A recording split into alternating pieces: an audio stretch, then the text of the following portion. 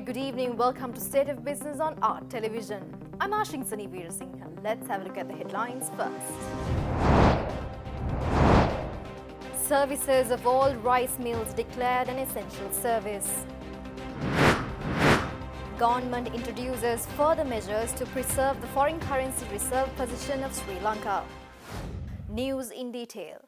Director General of Health Services Dr. Anil Jasinghe today announced that not a single COVID-19 patient has been identified for the day until 5 p.m. today.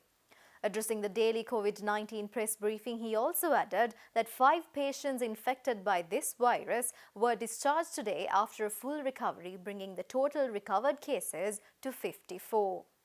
Accordingly, Dr. Anil Jasinghe noted that the total number of coronavirus confirmed cases within the country remains at 190 since no new cases were identified until 5 p.m. today. He also added that the sample testing carried out in the country has been increased since sample testing is now conducted within the society in addition to the suspected patients in hospitals. Subsequently, addressing the press briefing, DIG Ajit Rohana highlighted that laws pertaining to quarantine will be strictly continued within the country. He noted that member of the Gampola Pradeshya Sabha has gathered people in Peradeniya yesterday without heeding to quarantine regulations. Thus, it is reported that the Gampola Pradeshya Sabha member is arrested and remanded till 16th of next month. Moreover, another set of 7 individuals who attended the Friday Mass in Uppuveli in Trincomalee were arrested today. DIG reiterated that it was reported that domestic alcohol production has been promoted in various social media platforms and that strict laws against such promoters will be taken since promoting alcohol consumption in any media is against the law.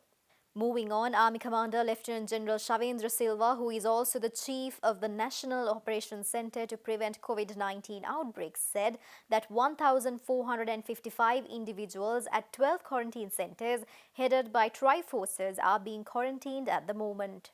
He added that 59 individuals in Putlam who disobeyed quarantine laws and 27 close associates of 2 coronavirus-inflicted patients in Chilau were sent to Katukaliava quarantine centre last night. Another 10 individuals in Vallampitiya and Kurunagala were sent to Poonani quarantine centre yesterday after identifying that they had close contacts with another coronavirus patient found in the country. Meanwhile, stepping in to provide some relief to the people confined at apartments under self-quarantine in Colombo district, the Navy last Sunday commenced several musical programs in a bid to lift their spirits. Accordingly, this series of entertainment events organized under the directives of Commander of Navy Vice Admiral P.L. De Silva found more destinations yesterday at Randiya Uyana Housing Complex in Henemulla and houses in Handala area. The effort was also joined by several artists to cheer the audience for a few hours. On the sidelines of entertainment, those residents were also educated on good hygiene habits as well as social distancing to prevent being infected by the virus. President's Media Division today announced that services of all rice mills have been declared an essential service under the COVID-19 quarantine process since the provision of essential food and rice production, storage and distribution is imperative to ensure food security. Under the instructions of the President, the Secretary to the President, Dr. P.B. Jayasundara, in a letter had informed the Acting Inspector General of Police, the Director of Health Services, the Commissioner General of Food and the Chairman of the Consumer Affairs Authority to take measures enabling small-scale rice mill owners to distribute rice stocks within their respective divisional secretariat divisions, medium-scale owners to distribute within the district and large-scale owners to distribute in the entire country. A harvest of around 3 million metric tons of paddy has been reaped by now, and the quantity of rice that can be produced is equivalent to 2/3 of that amount. Accordingly, all the relevant parties have been told that increasing the rice prices or hampering the supply of rice pose a major impediment to the effective implementation of quarantine activities. Therefore, the Secretary instructs relevant parties to pay more attention and give the highest possible priority to maintain food security during this period when the people have been subjected to some form of quarantine and the food and other essential items are being delivered to the doorstep of the people. Meanwhile, the Consumer Affairs Authority today evening announced that maximum retail price have been imposed on several rice varieties with effect from today. Thus, the maximum retail price of a kilogram of kiri samba is 125 rupees, while a kilogram of red and white samba are 90 rupees. The maximum retail price of a kilogram of nadu is 90 rupees, while the maximum retail price of white and red raw rice is 85 rupees per kilogram. The Central Bank of Sri Lanka announced yesterday that as directed by the government, the central bank introduced further measures to preserve the foreign currency reserve position in the country. With the view of preserving the foreign currency reserve position of the country, minimizing the existing pressure on the exchange rate and considering the possible negative impact to the Sri Lankan economy due to the outbreak of COVID-19 pandemic, Prime Minister and Minister of Finance, Economic and Policy Development Mahinda Rajapaksa, with the recommendation of the Monetary Board of the Central Bank of Sri Lanka and the approval of the Cabinet of Ministers, has issued an order imposing the several measures on outward remittances on capital transactions for a period of 3 months. Thus, it was decided to suspend the general permission granted to make outward remittances for investments overseas through the outward investment accounts by persons resident in Sri Lanka, excluding the investments to be financed out of a foreign currency loan obtained by the investor from a person resident outside Sri Lanka under the provisions of the Foreign Exchange Act, or investments to be made to fulfill the regulatory requirement in that country.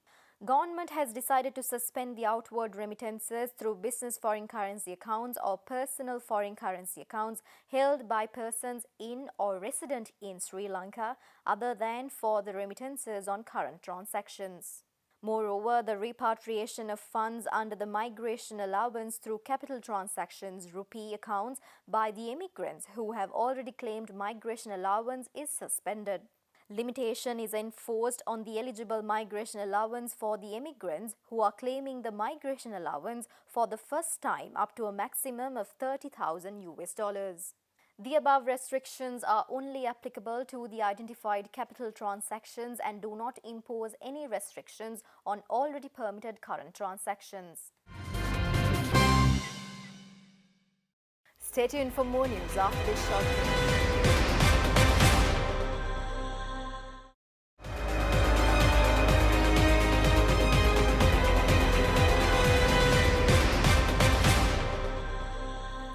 Welcome back after the break. Central Bank issuing its weekly economic indicators stressed that crude oil prices increased to some extent during the period under review from last Saturday to today. Accordingly, oil prices increased amid attempts of major oil producers to curtail further fall in global oil prices. Overall, Brent prices increased by $1.09 per barrel, and West Texas Intermediate prices marginally decreased by $0.33 per barrel during the period. Meanwhile, weekly average weighted prime lending rate for the week ending today increased by 18 basis points to 9.42% compared to the previous week. It is noted that the total outstanding market liquidity was a surplus of 21.435 billion rupees by end of the week compared to a surplus of 69.139 billion rupees by the end of last week. On the other hand, during the year up to today, the Sri Lankan rupee depreciated against the US dollar by 9.1%. Given the cross-currency exchange rate movements, the Sri Lankan rupee depreciated against the pound sterling by 3.7%, the Indian rupee by 3.2%, the euro by 6.1%, and the Japanese yen by 8.8% during this period. Sri Lanka Navy has nabbed a group of people who had engaged in treasure hunting in Puttalam under the guise of performing essential services during the curfew hours. Sri Lanka Navy has been conducting regular search operations to curb illegal acts secretly being performed during curfew hours. During a similar operation, naval personnel attached to the Northwestern Naval Command had apprehended 6 suspects who had engaged in treasure hunting in Erembukudalla area while pretending to perform essential services. A number of treasure hunting equipment and a lorry were also taken into custody during this operation. The accused were identified as residents of Ethale and Norochole areas from 38 to 55 years of age, and the suspects together with the lorry and treasure hunting equipment were handed over to the Kalpitiya police for onward investigation. Ahead of the 2020 virtual spring meetings, International Monetary Fund's Managing Director Kristalina Georgieva outlined 4 priorities which will help the IMF's member countries to mitigate the worst consequences of the coronavirus pandemic and build a bridge to recovery. Thus, IMF Managing Director's 4 points are fast-tracking support for health systems, shielding people and firms, reducing financial stress, and planning for recovery. So what needs to be done? My next point is to focus on building a bridge to recovery. We see 4 priorities for that. First, continue with essential containment measures and support for health systems. Defeating the virus and defending people's health are necessary for economic recovery. Prioritize health spending for testing and medical equipment, pay doctors and nurses, make sure hospitals and makeshift clinics can function, and we must minimize disruptions to supply chains and refrain from export controls on medical supplies and food. Second, shield affected people and firms with large, timely, targeted fiscal and financial sector measures. Lifelines for households and businesses are absolutely a must.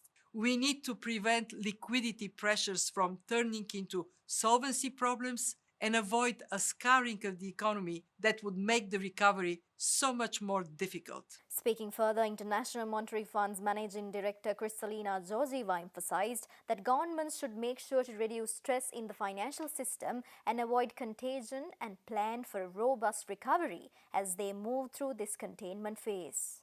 Reduce stress to the financial system and avoid contagion. Enhancing liquidity for a broader range of emerging economies would provide further relief to them and to the world economy as a whole. And importantly, it would also lift confidence. Fourth, even as we move through this containment phase, we must plan for recovery.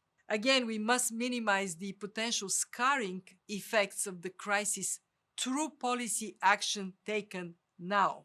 This requires careful consideration of when to gradually ease restrictions based on clear evidence that the epidemic is retreating. As measures to stabilize the economy take hold and business starts to normalize, we will need to move swiftly to boost demand. Coordinated fiscal stimulus at this point will be essential. And where inflation remains low and well anchored, monetary policy should remain accommodative. And that's all the news for today. Every year, we celebrate the Sinhala and Tamil New Year, giving priority to the customs and traditions. This year, let's all prioritize our health above all and limit our celebrations only among the family at home. Stay home, stay safe. With that, we are wrapping up for today. Take care. Goodbye.